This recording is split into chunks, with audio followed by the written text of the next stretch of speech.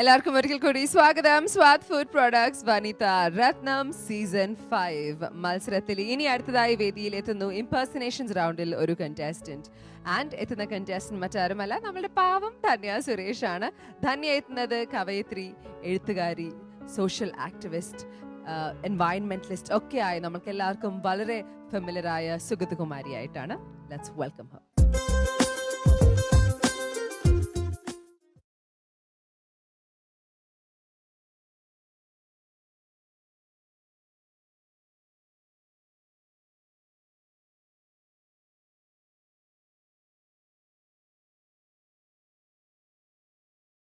മുരളി അന്ന് വിളിച്ചപ്പോൾ സത്യം പറഞ്ഞാൽ എനിക്കൊരു മടിയുണ്ടായിരുന്നു കുറച്ച്. എന്താ വെച്ചാൽ ഇവിടെയുള്ളവരൊക്കെ ചെറിയ ചെറിയ കുട്ടികളല്ലേ. ഇപ്പോൾ ഈ 10-90 വയസ്സാവാറായ എന്നെ ഇവിടെ കൊണ്ടിരുത്തിയാൽ ഇവർക്കൊക്കെ എന്താ തോന്നുക അറിയില്ലല്ലോ. അപ്പോൾ നമ്മൾ സ്ഥിരം ഈ പരിപാടി കാണുന്ന ശീലം എനിക്കില്ല. അതുകൊണ്ട് പിന്നെ തുടർച്ചയായിട്ടുള്ള അതിൻ്റെ പുരോഗതികൾ ഇപ്പോഴത്തേക്ക് കാണാൻ പറ്റിയില്ല. എന്നാലും ഞാനൊന്ന് കണ്ടു നോക്കി, ഒന്ന് അറിയാൻ വേണ്ടിയിട്ട് എൻ്റെ കുട്ടികളൊക്കെ എങ്ങനെയുണ്ട്, ഇപ്പോഴത്തെ വനിതകൾ രത്നങ്ങളാണോ അതോ വെറുതെ വന്നു പോകുന്നതാണോ എന്നൊക്കെ ഒന്ന് അറിയണ്ടേ നമുക്ക്. അപ്പോൾ ഞാൻ ശ്രദ്ധിച്ച ഒരു കാര്യമുണ്ട് മുരളി, അത് പറയാതെ പറ്റില്ല. ഇവിടെ സ്ത്രീകളെ ആദരിക്കുന്നു. ഇന്നത്തെ കാലത്ത് സ്ത്രീകളെ ആദരിക്കുന്നവരെ കാണുക എന്ന് വെച്ചിട്ടുണ്ടെങ്കിൽ വളരെ ബുദ്ധിമുട്ടാണ്, വിഷമമുണ്ട് എനിക്കത് പറയാനായിട്ട്. സ്ത്രീകൾക്ക് ആദരവ് കൊടുക്കുക എന്ന് പറഞ്ഞാൽ അത് പുരുഷന്റെ മഹത്വമായിട്ടാണ് നമ്മൾ കാണേണ്ടത്. അപ്പോൾ അങ്ങനെ ഒരു വേദിയിൽ വരാൻ പറഞ്ഞപ്പോൾ അതാണ് എന്നെ ഇങ്ങോട്ട് എത്തിക്കാനുള്ള പ്രധാന കാരണമായത്. ഞാൻ കവിത എഴുതി തുടങ്ങുന്ന പ്രായം, അത് ഈ താറാവ് കുട്ടിയോള് നീന്താൻ എന്നാ പഠിക്കാമെന്ന് ചോദിച്ചാൽ നമുക്ക് പറയാൻ പറ്റില്ല. അതുപോലെ എഴുതി തുടങ്ങുന്ന പ്രായത്തിൽ എന്നെ എൻ്റെ പുസ്തകങ്ങളുടെ ലോകത്തേക്ക് കൂട്ടിക്കൊണ്ടു പോയത് എൻ്റെ അമ്മയാണ്. അമ്മ അന്ന് എത്ര വർഷങ്ങൾക്ക് മുമ്പാണെന്ന് ആലോചിക്കണം. അന്ന് മദ്രാസിൽ പോയിട്ട് സംസ്കൃതത്തിൽ ക്വാളിഫിക്കേറ്റഡ് ആയി വന്ന സ്ത്രീയാണ്. അന്ന് അവർക്ക് ജോലി ഉണ്ടായിരുന്നു ഇവിടുത്തെ കോളേജിൽ, നമ്മുടെ വിമൻസ് കോളേജിൽ. അവിടെ തന്നെയാണ് ഞാനും പഠിച്ചിട്ടുള്ളത്. അപ്പോൾ എൻ്റെ അമ്മയെ പോലെ, ഞാൻ കണ്ട ഏറ്റവും നല്ല രത്നമായ എൻ്റെ അമ്മയെ പോലെ ഒരുപാട് രത്നങ്ങൾ ഇവിടെ ഉണ്ടെന്ന് കേട്ടപ്പോൾ ഒന്ന് കാണാലോ, പരിചയപ്പെടാലോ എന്നൊക്കെ വിചാരിച്ച് ഇങ്ങോട്ട് വന്നതാണ്. കണ്ടു, എനിക്ക് സന്തോഷമാവുന്നുണ്ട്. കാരണം എല്ലാവരും വളരെ നല്ല രത്നങ്ങളായിട്ട് തന്നെ വരുന്നുണ്ട്. നമ്മൾ ശ്രദ്ധിക്കണം, ഒരു വനിത രത്നമാവുക എന്ന് വെച്ചാൽ എന്താ അതിൻ്റെ അർത്ഥം? ഒരു വനിത ഒരു ഗൃഹത്തിൻ്റെ അച്ചുതണ്ടാണ്. ആ വനിത രത്നമായാൽ കുടുംബത്തിലുള്ളവരൊക്കെ രത്നങ്ങളാകും. ഒരു സമൂഹം മൊത്തം രത്നങ്ങളെ കൊണ്ട് നിറയട്ടെ നമ്മുടെ സമൂഹം നന്നാവട്ടെ. അല്ലേ രഞ്ജിനി? നമ്മളൊക്കെ അഭിമാനത്തോടെ പറയണം, പെണ്ണാണ്, ഇന്ത്യയുടെ മകളാണ്, ആട്ടും തൊപ്പും ചവിട്ടും ഒക്കെ ഏറ്റ് കണ്ണീരൊഴുക്കി കരയേണ്ടവരല്ല നമ്മൾ എന്ന് ശക്തമായിട്ട് പറഞ്ഞ് നടക്കട്ടെ സ്ത്രീകള്. അല്ലേ മുരളി? അങ്ങനെ വേണം കുട്ടികളൊക്കെ, നല്ല ശക്തരായിട്ട് വരട്ടെ എൻ്റെ കുട്ടികള്. നമ്മൾ ഒന്ന് ആലോചിക്കണം, എന്താണ് നമ്മുടെ പൈതൃകം? നമ്മുടെ നാടിൻ്റെ അതിൻ്റെ സംസ്കാരം എന്തായിരുന്നു? അതിനെ നശിപ്പിച്ച് കളയുമ്പോൾ, ഒരു പ്രകൃതിയുടെ രൂപം അങ്ങ് മാറ്റുമ്പോൾ അത് ആവശ്യമുള്ള കാര്യമാണോ? അത് നമ്മൾ ആലോചിക്കണം.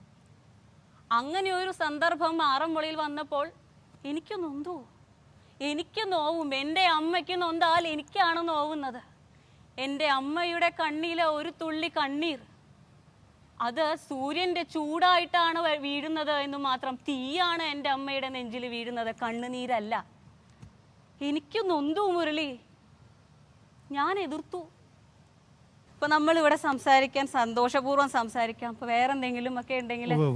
ടീച്ചറെ കണ്ടിട്ട് കുറച്ചായി. 70കളിൽ ഞാൻ ഇപ്പോഴും ഓർക്കുന്നുണ്ട്, അന്നത്തെ ഇവിടുത്തെ ഒരു MLA ടീച്ചറോട് നിയമസഭയിൽ വെച്ചിട്ടൊരു ചോദ്യം ചോദിച്ചു, കടലിൽ എങ്ങനെയാണ് മഴയുണ്ടാവുന്നത് എന്നുള്ളത്. അപ്പോൾ അന്നത്തെ നിയമസഭയിൽ എല്ലാവരും ഇരുന്ന് ചിരിച്ചു അതിന്.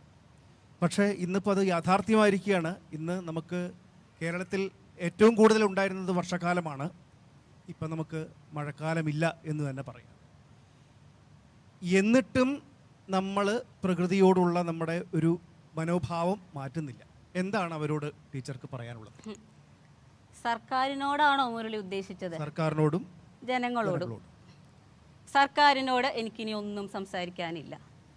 കാരണം എനിക്ക് സംസാരിക്കാനുള്ളതൊക്കെ പേപ്പറിലായിട്ടും നേരിൽ കണ്ടും എല്ലാവരോടും, മുഖ്യമന്ത്രി ഉൾപ്പെടെ എല്ലാവരോടും ചെന്ന് സംസാരിച്ചിട്ടുള്ളതാണ് പല തവണ. അവർക്കാർക്കും ഞാൻ പറയുന്നത് കേൾക്കാനുള്ള സൗകര്യമുണ്ടെങ്കിൽ, സമയമുണ്ടെങ്കിൽ ബാക്കിയുള്ളവർക്ക് ഇഷ്ടപ്പെടുന്നില്ല. അതെന്തോ ആയിക്കൊള്ളട്ടെ. അതുകൊണ്ട് സർക്കാരിനോട് പുതുതായിട്ട് എനിക്കൊന്നും പറയാനില്ല. കാരണം അവർക്ക് പ്രകൃതി സംരക്ഷണം എന്ന് പറഞ്ഞാൽ പ്രത്യേകമായിട്ടൊരു അജണ്ടയൊന്നുമല്ല അതൊന്നും. അത് എല്ലാത്തിലും ചെയ്യുന്ന പോലെ അവർ അതിൽ കാര്യങ്ങൾ ചെയ്യുന്നു. പക്ഷേ എനിക്ക് പറയാനുള്ളത് നമ്മുടെ കുട്ടികളോടാണ്. നമ്മുടെ കുട്ടികള് സ്വന്തം വീട്ടിലെ അച്ഛനെയും അമ്മയും സ്നേഹിക്കുന്നുണ്ടെങ്കിൽ അതുപോലെ നമ്മുടെ പ്രകൃതിയെ സ്നേഹിക്കാൻ പഠിക്കട്ടെ. അവരെ പഠിപ്പിക്കണം.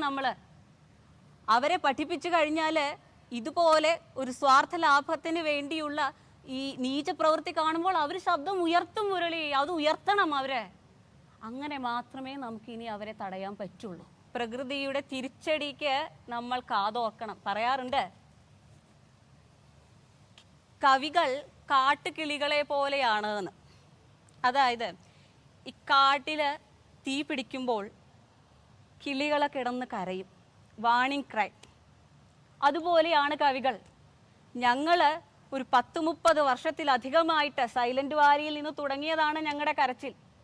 കേട്ടവരുണ്ട്, കേൾക്കാത്തവരുണ്ട്.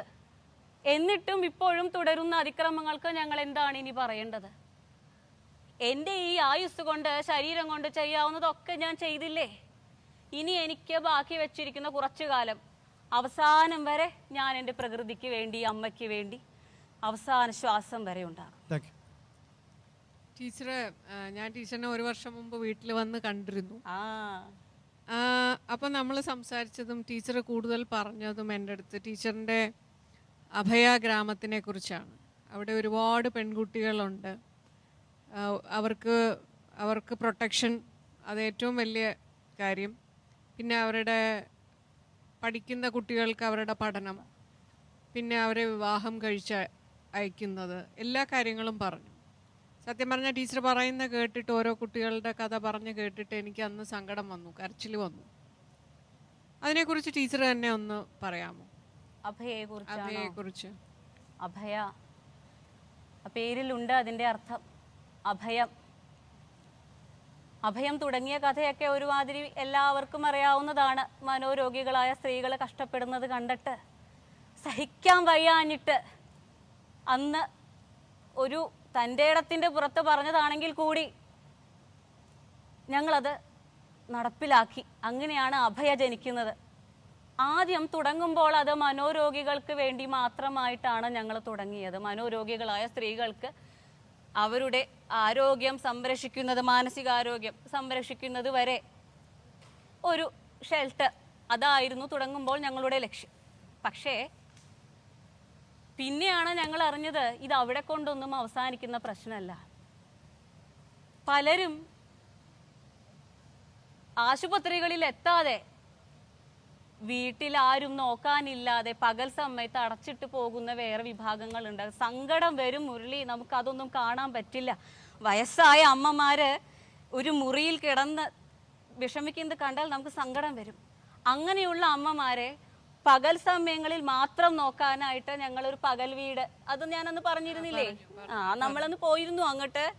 അങ്ങോട്ട് പോയില്ല. അവിടെ പകൽ വീട് എന്ന് പറഞ്ഞ ഒരു ഡേ കെയർ സമ്പ്രദായം. ഇപ്പോൾ കുട്ടികൾക്ക് മാത്രമാണ് ഡേ കെയർ എന്നാണ് എല്ലാവരുടെയും വിചാരമല്ല, പ്രായമായവർക്കും തുടങ്ങി, ഞങ്ങൾ മനോരോഗികൾക്ക് തുടങ്ങി. അതുപോലെ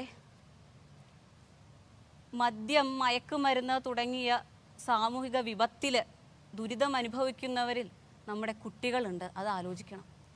അങ്ങനെയുള്ള കുട്ടികൾക്ക് ഒരു അഭയ കേന്ദ്രമായിട്ട് അഭയ ബാല എന്ന് പറഞ്ഞ് വേറെ ഒരു ഇൻസ്റ്റിറ്റ്യൂഷൻ ഞങ്ങളുടെ കീഴിൽ പ്രവർത്തിക്കുന്നുണ്ട്.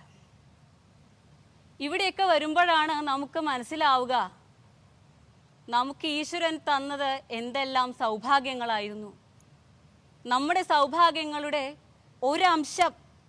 ഒരംശം ഒരു ദുരിതം അനുഭവിക്കുന്ന ഒരു കുട്ടിക്കോ അമ്മയ്ക്കോ ഏതെങ്കിലും വിധത്തിൽ നൽകാൻ കഴിയുക എന്ന് വെച്ചാൽ അതൊരു പുണ്യമാണ്.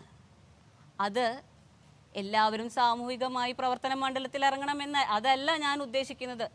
പക്ഷെ നമ്മളാൽ കഴിയുന്ന രീതിയിൽ ഇത്തരം ഇൻസ്റ്റിറ്റ്യൂഷൻസിനെ വന്ന് കാണുക, അവിടെയുള്ളവരെ കണ്ട് അവിടെയുള്ളവരുടെ വിഷമം മനസ്സിലാക്കുക, പറഞ്ഞ് മനസ്സിലാക്കി കൊടുക്കാൻ ശ്രമിക്കുക മറ്റുള്ളവർക്ക്. ഈ മദ്യവും മയക്കുമരുന്നൊക്കെ പോകട്ടെ, എന്തിനാണ് ഈ സമൂഹത്തിലെ ഈ സാധനങ്ങളൊക്കെ? അപ്പോൾ ഈ കുട്ടികളെയൊക്കെ കൊണ്ടുവരണം കേട്ടോ മുരളി. അവിടെ എന്നും നിങ്ങൾക്ക് വേണ്ടി വാതിൽ ഞാൻ തുറന്നിട്ടിരിക്കും. ഇപ്പോൾ പാരൻസ് വീട്ടിലേ വെക്കരുതില്ല. എല്ലാ പാരൻസും അവരുടെ വീട്ടിൽ വെക്കുന്നില്ല. എന്താണെന്ന് വെച്ചാൽ ഒരു ഏജ് കഴിഞ്ഞപ്പോൾ അമ്മയെ ഒരു പ്രശ്നമായി തോന്നുന്നുണ്ട്, ഭാരം. പിന്നെ ചേച്ചി ഇത് ടീച്ചർ പറയുന്നത് every time you are insist about your mother and nature. അങ്ങനത്തെ പോലെ എല്ലാ ആൾമോസ്റ്റ് 100%ൽ 80% ആൾക്കാർക്ക് അങ്ങനെ നടക്കുന്നുണ്ട്. ഫാമിലിയെ മദറെ ശരിയായിട്ട് നോക്കുന്നില്ല. അവർക്കൊക്കെ നിങ്ങൾ എന്താ പറയാനുണ്ട്? അമ്മയെ അറിയാത്തവൻ മനുഷ്യനാണോ? അമ്മയുടെ മുലപ്പാലിൻ്റെ മധുരം ഓർക്കാത്തവൻ മനുഷ്യനാണോ? ഒരു മൃഗത്തിന് പോലും അവൻ്റെ അമ്മയോടുള്ള സ്നേഹം നമുക്ക് അതിൻ്റെ പ്രായത്തിൽ, മൃഗങ്ങൾക്ക് വിവേചന ബുദ്ധി എന്ന് പറയുന്നത് വേറെ രീതിയിലാണ് കൊടുത്തിരിക്കുന്നത്. ഒരു പ്രായം കഴിഞ്ഞാൽ അവർക്ക് ബാല്യം ഓർക്കാനുള്ള കഴിവില്ല. അങ്ങനെയാണോ നമ്മളാകേണ്ടത്? അങ്ങനെയാണെങ്കിൽ നമ്മൾ എന്തിനാണ് മനുഷ്യനെന്ന് പറഞ്ഞപ്പോൾ നടക്കാൻ പോകുന്നത്? നമ്മൾക്ക് മൃഗങ്ങളായാൽ പോരെ? അമ്മയ്ക്ക് കൊടുക്കുന്ന ഏത് പരിഗണനയും പ്രകൃതിക്ക് കൊടുത്തില്ലെങ്കിൽ അമ്മ ചിലപ്പോൾ കരഞ്ഞു മുറിയിലിരിക്കും, പക്ഷെ പ്രകൃതി മിണ്ടാതിരിക്കില്ല. ഇനിയും അതിന് തെളിവ് വേണോ എൻ്റെ ഗീതേ? പ്രകൃതി നമ്മളോട് പറഞ്ഞുകൊണ്ടിരിക്കുകയല്ലേ, നമ്മുടെ ഈ നീച പ്രവൃത്തികൾക്ക് എല്ലാത്തിനുമുള്ള മറുപടിയല്ലേ നമുക്ക് കിട്ടുന്നത്. Thank you. Impersonations round. Dhanya Suresh ആണ് നമ്മൾ സുഗതകുമാരി ടീച്ചറായി ഇവിടെ ഇപ്പോൾ കണ്ടത്. എൻ്റെ ജീവിതമൊക്കെ ഒരു വേസ്റ്റായ ജീവിതം പോലെ. സോ ആ ഒരു പാഷൻ, ആ ഒരു ഞാൻ പറഞ്ഞില്ല നേരത്തെ പറഞ്ഞ ഒരു it has Ignited A fire in me. എൻ്റെ ഉള്ളിലൊരു ദീപം തെളിയിച്ച പോലെയാണ് എനിക്കിപ്പോൾ ടീച്ചർ അല്ലെങ്കിൽ ധന്യ ഇവിടെ വന്ന് സംസാരിച്ചപ്പോൾ അതൊരു തുടക്കം മാത്രമാവട്ടെ എൻ്റെ ജീവിതത്തിൽ എന്ന് ഞാൻ വിചാരിക്കുന്നു. മുരളി ചേട്ടാ. ധന്യയുടെ എൻട്രി തൊട്ട് രഞ്ജിനി ഇൻ്റർഫിയർ ചെയ്യുന്ന വരെയുള്ള ആ മൊമെൻറ്റ് വാസ് 100% ഇത് തന്നെയാണ് നമ്മളിപ്പോൾ ആക്ടിങ്ങിൻ്റെ ഒക്കെ ഒരു ലെസൺ തന്നെയാണ്. ഞാൻ നമ്മുടെ റൗണ്ടിലിരുന്ന് ഞാൻ പറയാറുണ്ട്, യു ബിക്കം ദി ക്യാരക്ടർ. നിങ്ങൾ ആ ക്യാരക്ടർ ആവുകയാണ് വേണ്ടത്, അല്ലാതെ നിങ്ങൾ ആ ക്യാരക്ടറായിട്ട് അഭിനയിക്കുകയല്ല വേണ്ടത്. Now that's what we so. ഈ ഒരു കഴിഞ്ഞൊരു 5-10 മിനിറ്റ് നമ്മൾ അതാണ് കണ്ടത്. ഇതാണ് ആക്ടേഴ്സ് അനുഭവിക്കുന്ന സുഖം എന്ന് പറയുന്നത്. You become somebody else and you live like dum എന്നുള്ളതിൻ്റെ 100%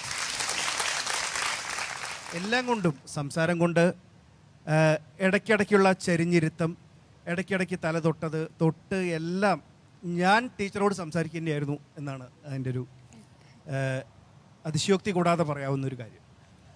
all the best and please keep it up. ഞാൻ 1 വർഷം മുമ്പ് ടീച്ചറിനെ കണ്ടിരുന്നു. അപ്പോഴും ടീച്ചർ ഇതുപോലെ ഒരു കറുത്ത ബ്ലൗസും ഇതുപോലെ കളറിലെ ക്രീം കളറിലെ ഒരു സാരിയും ഒക്കെ ഉടുത്ത് ഒരു മഴയുള്ള ഒരു ദിവസം കുറേ നേരം സംസാരിച്ചു. അതിൻ്റെ ഒരു എക്സ്റ്റൻഷനായിട്ട് ഞാൻ ഇവിടെ ഇരുന്ന് ടീച്ചറുടെ അടുക്ക സംസാരിക്കുന്നു എന്നാണ് എനിക്ക് തോന്നിയത്. And I didn't see Dhanya at all. അത്രയും ഒരു പെർഫെക്റ്റ് ഇംപേഴ്സണേഷൻ ആയിരുന്നു ധന്യയുടെ. രഞ്ജിനി പറഞ്ഞതുപോലെ തന്നെ നമ്മൾ ഓക്കെ, ഇപ്പോൾ എൻ്റെ ഫീൽഡിൽ ഞാൻ എന്തെങ്കിലും ചെയ്തിട്ടുണ്ടായിരിക്കും, അല്ലെങ്കിൽ നമ്മൾ കുറേ സമ്പാദിച്ചിട്ടുണ്ടായിരിക്കും, ഇതെന്നൊക്കെ അല്ലാതെ അന്ന് ആ ടീച്ചറിൻ്റെ അടുത്ത് പോയി ഇരുന്നപ്പോൾ ഞാൻ തോന്നിയത് even I felt I M A mere waste in this world എന്ന് തോന്നി. കുറേ ആസ്പെക്ട്സിൽ അവർ ചെയ്തത് ഈ പ്രായത്തിലും. അപ്പോഴും ടീച്ചറിന് എന്തൊക്കെയോ വയ്യായികയുണ്ട്, she had to rush to some TV interview, അന്ന് എന്തൊക്കെയോ പ്രശ്നം, മരം മുറിച്ചതിൻ്റെ അവിടെ ഏതോ റോഡിൽ നിന്നതിൻ്റെയൊക്കെ പറഞ്ഞിട്ട് ആ ഒരു ഇതിലും അവരിരുന്ന് സംസാരിച്ചിരുന്നു എൻ്റെ അടുത്ത്. അത്രയും എന്നെ ഒരു ഇത് ചെയ്യിച്ച ഒരു ലേഡിയാണ്. അപ്പോൾ എനിക്കൊന്നും പറയാനില്ല. You excelled, very good. Lakshmi ചേച്ചി ക്യാരക്ടറെ കുറിച്ച് സാറിൻ്റെ അടുത്ത് ചോദിച്ചപ്പോൾ, മുരളി സാറിൻ്റെ അടുത്ത് ചോദിച്ചപ്പോൾ അവർ പറഞ്ഞു, സുഗതകുമാരി ചേച്ചിയുടെ ക്യാരക്ടർ പറഞ്ഞപ്പോൾ ഇങ്ങനെയാണെന്ന് പറഞ്ഞു. അതേപോലെ നിങ്ങളുടെ വാക്ക്, സിറ്റിങ്, ഇരിക്കുന്നത് കാണുമ്പോഴൊക്കെ വളരെ നന്നായിട്ട് ചെയ്ത്. ഇവർ 2 ആൾക്കാർ പറയുന്നത് പോലെ എനിക്ക് very good, very nice. Anyway Dhanya, നമുക്ക് ഈ ഒരു റൗണ്ട് ഒക്കെ മറന്നുപോയി വേറെ എവിടേക്കോ നമ്മൾ പോയി അല്ലേ? നമുക്ക് മാർക്സ് വളരെ ഇമ്പോർട്ടന്റ് ആയ ഒരു ആസ്പെക്ട് ആണ്, അതിലേക്ക് കിടക്കാം. സിതാര ചേച്ചി, out of 25. Dhanya, you made my day. I'm going to give you 22. 22. Murali ചേട്ടാ? ധന്യക്ക് 25-ല് 22 മാർക്ക്. And ഗീത ചേച്ചി? 20. 20. Total marks 64. 64, which is very, very good again. Once again, equal honor to all our top scores. Excellent job, Dhanya. Very proud of you. Wonderful ആയ മറ്റൊരു episode ഇതാ വീണ്ടും അവസാനിക്കാൻ സമയമായി. As always എല്ലാ കണ്ടസ്റ്റൻസിന്റെയും performance നിങ്ങൾ കാണണം, എന്നിട്ട് നിങ്ങളും വിലയിരുത്തണം എങ്ങനെയുണ്ട് ഞങ്ങളുടെ വനിതകൾ. ഇവരിൽ ഏറ്റവും സ്മാർട്ട് ആരാണ് അവർക്ക് തന്നെ ഇതിന്റെ ടൈറ്റിൽ പോകണം. പക്ഷെ എല്ലാ പെർഫോമൻസസും കണ്ടതിന് ശേഷം മാത്രമേ ആ തീരുമാനം നമ്മൾ എല്ലാവരും ഒരുമിച്ചെടുക്കാൻ പാടൂ അല്ലെ? ഗ്രാൻഡ് ഫിനാലെ വരെ കാത്തിരിക്കണം. Don't forget about the time. തിങ്കൾ മുതൽ വ്യാഴം വരെ രാത്രി 8:30 അമൃത ടിവിയിൽ ഞങ്ങൾ എല്ലാ ദിവസവും ഉണ്ടാവും. നിങ്ങളെയും കാണണം. വീണ്ടും കാണുന്നവരെ ഗുഡ് ബൈ, ഗോഡ് ബ്ലെസ്. तेरी पुतेरी पुंजीरी चप्पो कंबे तेरी मतापो ना तेरी पुतेरी पुंजीरी चप्पो कंबे तेरी मतापो मनसे आस्वदिക്കൂ ആവോളം. ഇതിപ്പോൾ ഒരു വീട്ടിൽ നടക്കുന്നതാണ് എന്ന് വേണമെങ്കിൽ നമുക്ക് പറയാം. പക്ഷേ നമ്മളൊരു സ്റ്റേജിൽ വരുന്ന സമയത്ത് അതിന് കുറച്ചുകൂടി ഒരു എടുപ്പ് വരണം. മനസ്സിലായല്ലേ?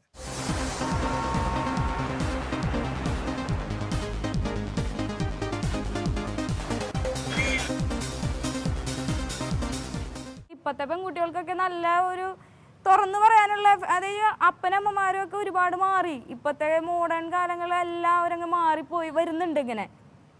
അപ്പോൾ നിങ്ങളൊക്കെ ഇങ്ങനെ പരിപാടിക്ക് വന്നിരിക്കുമ്പോൾ നിങ്ങൾ ആലോചിക്കണം, നിങ്ങളുടെ അപ്പനെ അമ്മേനെ ഇങ്ങനെയൊക്കെ വിടുന്നുണ്ടല്ലോ, അതുപോലെ നിങ്ങളുടെ ഭർത്താക്കന്മാരെ ആലോചിക്കുക. എൻ്റെ ഭർത്താവൊക്കെ ആണെങ്കിൽ ഇങ്ങനെ വിടില്ല കേട്ടാ.